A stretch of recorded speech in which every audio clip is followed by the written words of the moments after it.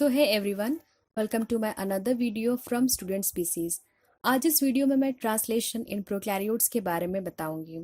इसके पहले वाले वीडियो में मैंने आपको कुछ बेसिक रिक्वायरमेंट्स के बारे में बताया था, जिसमें mRNA, tRNA, ribosome, amino acyl tRNA synthetase, amino acids और कुछ इनिशिएशन फैक्टर के बारे में डिस्कस किया था। तो अब हम देखेंगे कि इन जितने भी रिक्वायरमेंट्स है उसको किस तरीके से ट्रांसलेशन में यूज किया जाता है। तो ट्रांसलेशन एक ऐसा प्रोसेस है जिसमें कि mRNA के स्ट्रैंड से प्रोटीन का फॉर्मेशन होता है, और इस पूरे प्रोसेस को कंप्लीट होने के लिए कुछ स्टेप्स का यूज किया जाता है, जिसमें सबसे पहला है एक्टिवेशन ऑफ अमाइनो एसिड, जिसे एडिनाइलेशन प्रोसेस भी कहते हैं। सेकेंड है चार्जिंग ऑफ tRNA, जिसे अमाइनो एसाइलेशन ऑफ tRNA कहते हैं। इनिशिएशन प्रोसेस, जिसमें कि एक इनिशिएशन कॉम्प्लेक्स का फॉर्मेशन होता है। इलोंगेशन प्रोसेस, जिसमें अमाइनो एसिड्स का एडिशन होता है और इससे एक पॉलीपेप्टाइड चेन का फॉर्मेशन होता है। And the last is termination process, जिसमें कि टर्मिनेशन होता है ट्रांसलेशन का, और ये ट्रांसलेशन स्टॉप कोडन की हेल्प से होता है।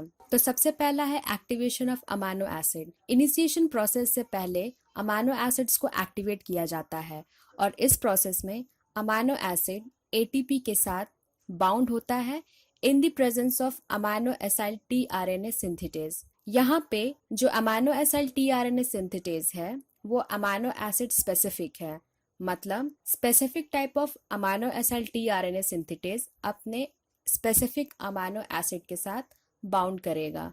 तो 20 टाइप्स ऑफ अमाइनो एसिड है, तो इस हिसाब से 20 types of amino acyl tRNA synthetase present रहेगा। इस बाइंडिंग के बाद एक कॉम्प्लेक्स का फॉर्मेशन होता है, जिसे amino acid adenylate enzyme complex कहते हैं, या फिर इसे AMP ई कॉम्प्लेक्स कहेंगे। यहाँ जो AMP है वो एडिनोसिन मोनोफॉस्फेट है, जिसे एडिनाइलेट भी कहते हैं। इस प्रोसेस के टाइम में पायरोफॉस्फेट का रिलीज होता है। पायरोफॉस्फेट हाइड्रोलाइसिस करता है in the presence of pyrophosphatase enzyme, और इस हाइड्रोलाइसिस के बाद 2 ppi आयंस और एनर्जी का लिबरेशन होता है। तो अगर इसके केमिकल फ्लो चार्ट को हम देखें तो amino acid plus ATP in the presence of amino acyl tRNA synthetase, amino acid adenylate enzyme complex का फॉर्मेशन कर रहा है, और इसमें पायरोफॉस्फेट का रिलीज होता है, जो कि हाइड्रोलाइसिस के बाद 2 ppi आयंस और एनर्जी का फॉर्मेशन करता है। एक्टिवेशन के बाद सेकेंड स्टेप होता है चार्जिंग ऑफ tRNA, और इस प्रोसेस में एक स्पेसिफिक अमाइनो एसिड उसके स्पेसिफिक टाइप ऑफ tRNA के साथ बाउंड होता है, और इस बाउंडिंग के लिए सिंथेटेज एंजाइम लाइगेज की तरह काम करेगा। तो चार्जिंग ऑफ tRNA के प्रोसेस को अमाइनो एसाइलेशन ऑफ tRNA भी कहते हैं। इस प्रोसेस में tRNA एडिनाइलेट एंजाइम कॉम्प्लेक्स के साथ बाउंड करता है। तो amino acyl tRNA synthetase enzyme के पास ये एबिलिटी होता है कि वो करेक्ट तरह के tRNAs को रिकॉग्नाइज कर सके, और ये जो रिकॉग्निशन होता है ये एंटीकोडोन उसका ओवरऑल स्ट्रक्चर के बेसिस पे होता है। तो इस इंट्रैक्शन के बाद स्पेसिफिक अमाइनो एसिड tRNA से अटैच हो जाता है, और इसी के साथ साथ जो एडिनोसिन मोनोफॉस्फेट है और जो एंजाइम है वो रिलीज हो जाता है। यहाँ पे जो अमाइनो एसिड है वो tRNA के CCA3OH एंड पे जाकर के अटैच हो जाता है, और ये जो लिंकिंग होता है वो ईस्टर बॉन्ड के थ्रू होता है। तो यहाँ पे एक अनदर कॉम्प्लेक्स का फॉर्मेशन होता है, जिसे अमाइनो एसाइल tRNA कॉम्प्लेक्स कहते हैं।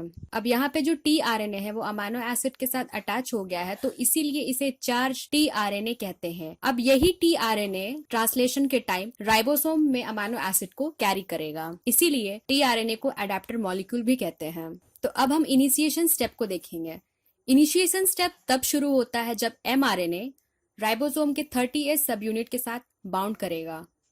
अब ये बाउंडिंग कहाँ होता है हम ये देखते हैं। शाइनी डेलगार्नो सीक्वेंस 30S सब यूनिट के राइबोसोमल RNA के साथ कॉम्प्लीमेंट्री मैनर में बाउंड होगा, और ये जो SD सीक्वेंस है वो mRNA के स्टार्ट कोडोन से 8 बेस पेयर अपस्ट्रीम में प्रेजेंट रहता है। अब ये जो बाइंडिंग होता है इसके लिए इनिशिएशन फैक्टर 3 का यूज होगा, और इसी के बाद एक कॉम्प्लेक्स का फॉर्मेशन होता है जिसे 30S mRNA कॉम्प्लेक्स कहते हैं। तो यहाँ पे 30S plus mRNA in the presence of initiation factor 3 एक कॉम्प्लेक्स का फॉर्म किया, जिसे 30S mRNA कॉम्प्लेक्स कहते हैं।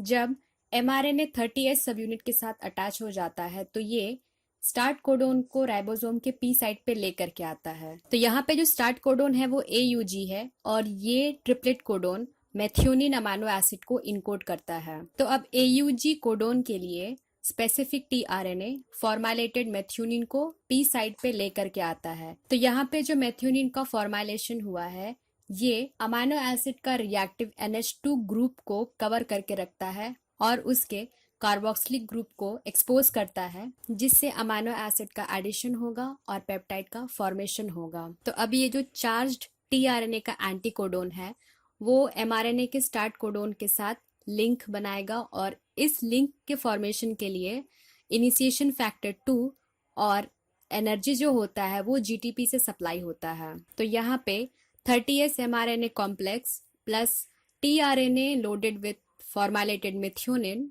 in the presence of IF2 and energy required by GTP, तो ये एक अलग कॉम्प्लेक्स का फॉर्मेशन करता है जिसे 30S mRNA tRNA for charged with formylated methionine complex कहते हैं। जब ये कॉम्प्लेक्स का फॉर्मेशन कंप्लीट होता है तो इसके बाद राइबोसोम का जो 50S सब यूनिट है वो 30S mRNA tRNA कॉम्प्लेक्स के साथ बाउंड करेगा और इस बाइंडिंग के लिए इनिशिएशन फैक्टर 1 का यूज होता है, जिससे कि एक कंप्लीट राइबोसोम का फॉर्मेशन होगा और इसमें mRNA और चार्ज tRNA लोडेड रहेगा। तो यहाँ पे 30S mRNA tRNA loaded with formylated methionine plus 50S subunit in the presence of initiation factor 1 एक complete 70S mRNA tRNA loaded with formylated methionine complex का फॉर्मेशन करता है। तो इस कॉम्प्लेक्स को इनिशिएशन कॉम्प्लेक्स कहते हैं। तो अगर इस पूरे इनिशिएशन स्टेप को ओवरऑल देखें तो इसमें सबसे पहला होता है एक्टिवेशन अमाइनो एसिड्स का, जिसमें कि अमाइनो एसिड्स ATP के साथ बाउंड करता है और ये बाइंडिंग सिंथेटेज एंजाइम के प्रेजेंस में होता है, जिससे कि एक amino acid adenylate enzyme complex का फॉर्मेशन होता है। इस प्रोसेस के बाद tRNA amino acid adenylate enzyme complex के साथ बाउंड करता है, जिससे कि अमाइनो एसिड tRNA कॉम्प्लेक्स का फॉर्मेशन होता है और यहाँ पे अमाइनो एसिड और tRNA का जो CCA3OH एंड है इन दोनों के बीच ईस्टर बॉन्ड के थ्रू अटैचमेंट होता है।